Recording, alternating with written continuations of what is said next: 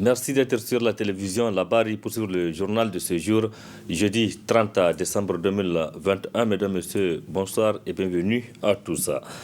Rebondissement de l'affaire du détournement de fonds au ministère de la Défense nationale du Niger. Les personnes citées dans le rapport d'audit qui a été diligenté au sein de ce ministère ont effectué donc des transactions financières. L'État du Niger décide donc de renoncer, de se constituer en partie civile. Une décision rejetée en bloc par les acteurs sociaux et politiques que vous allez voir dans ce reportage signé Ismaël Moumouni et Sadou Doumi. L'État du Niger décide de renoncer à se reconstituer en partie civile sur cette affaire du ministère de la Défense nationale. Voilà en substance ce qui est lisible sur l'arrêt du doyen de juge qui circule sur les réseaux sociaux. Ce qui fustige plusieurs acteurs politiques, dont en l'occurrence le président du Parti pour la justice et le développement, Béjidé Akika. On se moque de ce peuple. On se moque trop de ce peuple. Il faut que les gens fassent très attention. Il faut qu'ils aient un peu de respect à ce peuple. Il faut que les gens comprennent qu'il y a eu des morts. Il faut que les gens comprennent que des gens ont perdu leur vie. Ce n'est pas un jeu. Et le ministre d'alors de la Défense a été très clair. Il dit on a envoyé des jeunes sur le front avec des armes totalement défectueuses, avec des fausses munitions. Les choses sont très claires. Donc, nous estimons que cette affaire, elle est extrêmement grave et que le président de la République, en tant que père de la nation, en tant que lui que le peuple a élu et qui a décidé de défendre les intérêts du peuple, j'ose espérer qu'il a été mis en erreur et que j'ose espérer qu'il va demander que l'AGN, là, ces différents responsables soient remerciés et que des nouveaux responsables soient nommés et qu'ils demandent de se constituer en partie civile. Parce que tu ne peux pas parler au nom du peuple comme ça, comme tu veux. Pensant mettre fin à la procédure à travers ces retraits, les gouvernants ont tapé poteau car oubliant que des structures de la société civile ont eux aussi porté plainte depuis l'année passée au Niger et en France. La justice soit indépendante par rapport à toutes les questions. On n'a pas besoin de la Halcia et des autres institutions. Je pense que si on donne l'indépendance à la justice, les problèmes là n'allaient pas se poser. Donc c'est pour vous dire que ce ballon d'essai ne passera pas et nous allons nous mobiliser, la société civile, les citoyens et tous les Nigériens épris de paix et de justice. Nous allons nous mobiliser comme un seul homme pour nous dresser contre le scandale du siècle. Ça, c'est le scandale du siècle. Cette affaire-là, nous n'allons pas l'abandonner. Et Inch'Allah, la lumière sera faite. Je ne peux pas vous dire que c'est demain ou bien après-demain, mais ce qui est clair, que nous sommes sur la bonne voie et cette bonne voie-là va amener en sorte que, effectivement, le Niger soit dans son droit et le peuple nigérien puisse jouir de ses ressources. Alternative Espace Citoyen, tournant la page, Hérotap s'engage à ce que lumière soit faite sur cette affaire qui demeure le plus grand scandale financier qu'a connu le Niger. Le collectif des organisations de défense des droits de l'homme et de la démocratie a organisé ce jeudi, en collaboration donc avec ses partenaires, une table ronde à l'Académie des arts martiaux de Niamey. Cette table ronde a porté sur les stratégies concernant des mesures de la Covid-19. Et c'est ce que vous allez voir dans ce reportage signé Hamza Sakou et Ibrahim Abdou. Il faut se rappeler que cette table ronde a été rendue possible grâce au financement de l'USAID. Ce sont là des représentants des organisations de la société civile qui se réunissent autour de cette table ronde.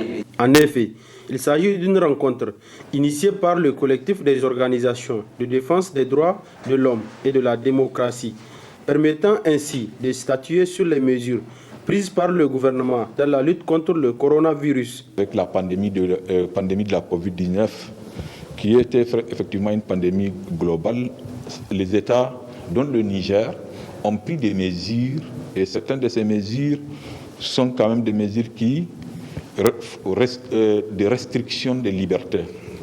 Et au nom de ces mesures, on a vu au Niger, effectivement, souvent des manifestations ont été interdites, des rassemblements ou des réunions.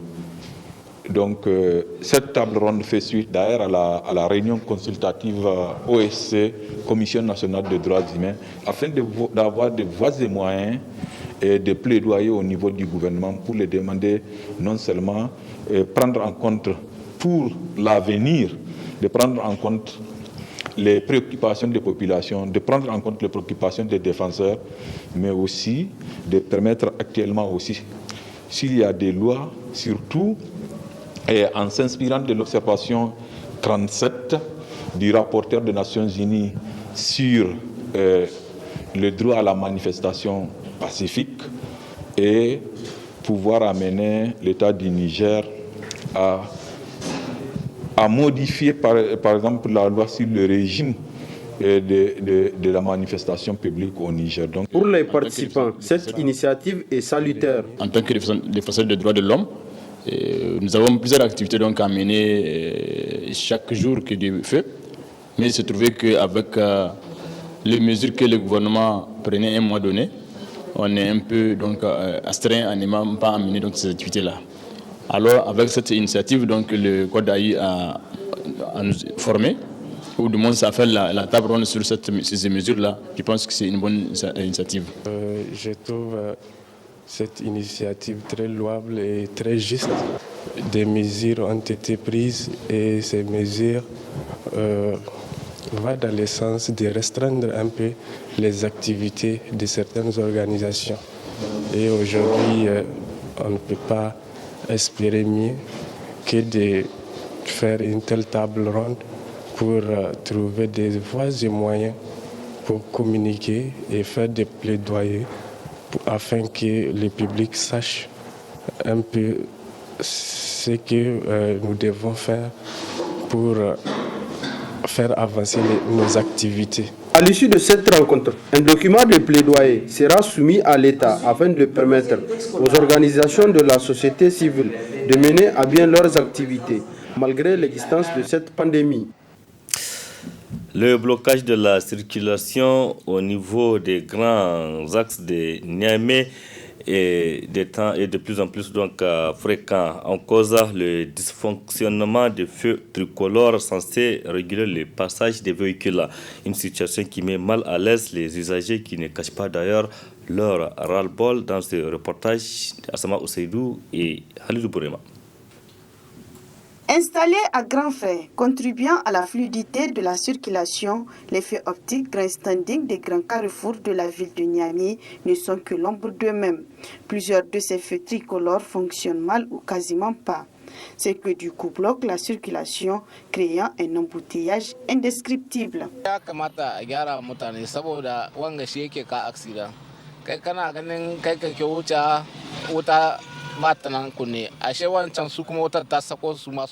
Le dysfonctionnement de ces feux optiques nous met mal à l'aise. Ça bloque la circulation et sème la confusion entre les conducteurs. Nous souhaitons vraiment que les autorités nous les arrangent.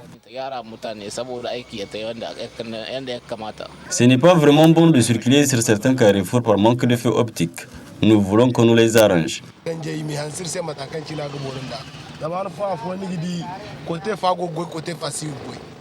Ces feux tricolores ne marchent pas, ça fait longtemps. Nous souhaitons que ces feux soient arrangés le plus tôt possible par les autorités en charge.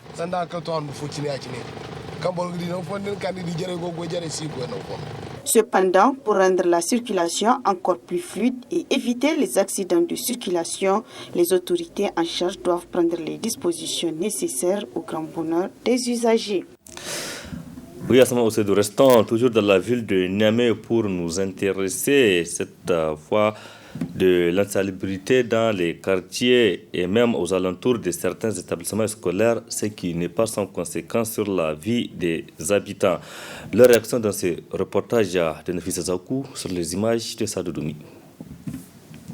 Niamey, jadis coquette Niala, renoue depuis un certain temps avec l'insalubrité ici là dans plusieurs quartiers.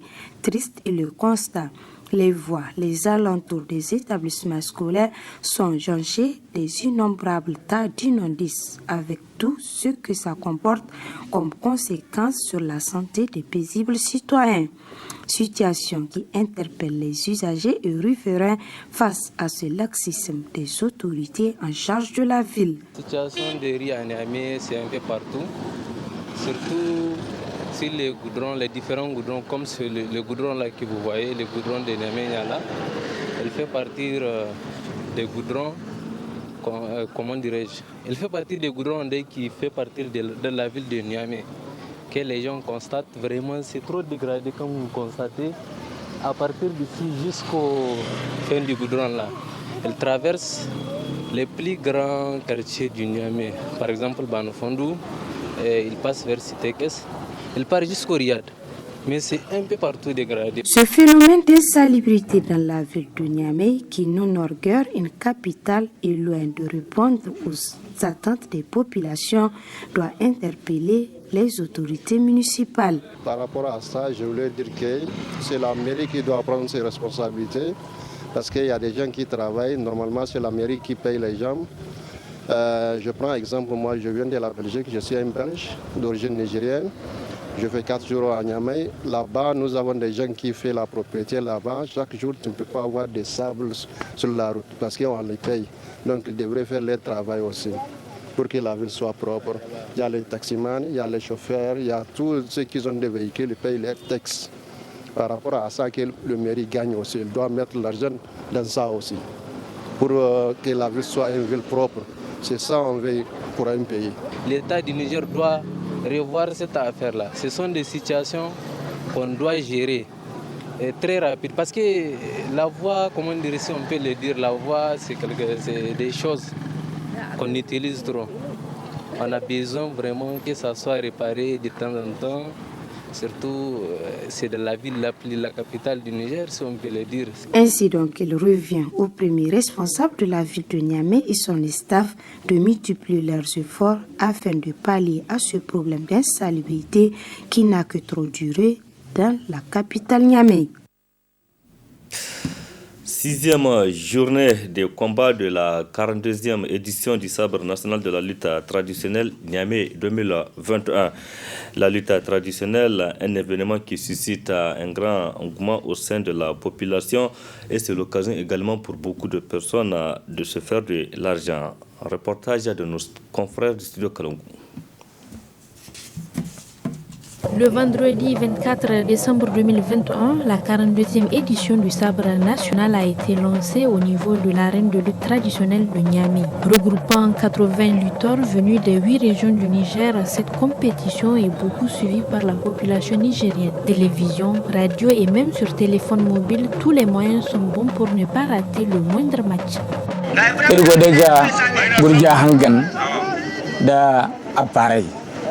Zama isin da tankan kan gona tele sesi sonno ergo gorde gurja hangan jina godi matkan no gite isaki de na ba mu kon tokko ba haran amenda do so dam se ngade no ila sab gurje zaira borakan agtese aina gurja la sab di mata kan goda aina suban.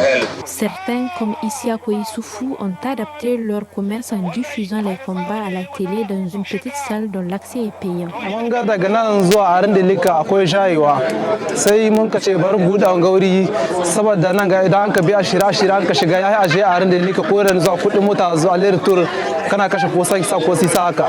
Autour de l'arène de lutte traditionnelle de Niamey, le développement d'une petite économie est observable où des commerces se sont installés. Mun zo dai ne mu kuma mu kudi namu na kamar mu ma mu samu. Nan ga mu ba wanda ba ya zauwa saye. Jami'an tsaro suna zauwa saye. Ai wanda suka zo kallo suna zauwa saye. An ana kokowa dai muke zauwa.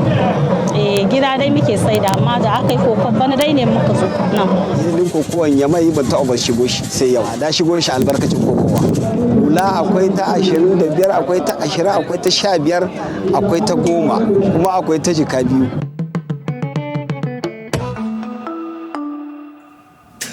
Point final de cette édition. Merci à vous de l'avoir suivi. Restez en compagnie du programme de la télévision La Barre. Excellente nuit à toutes et à tous.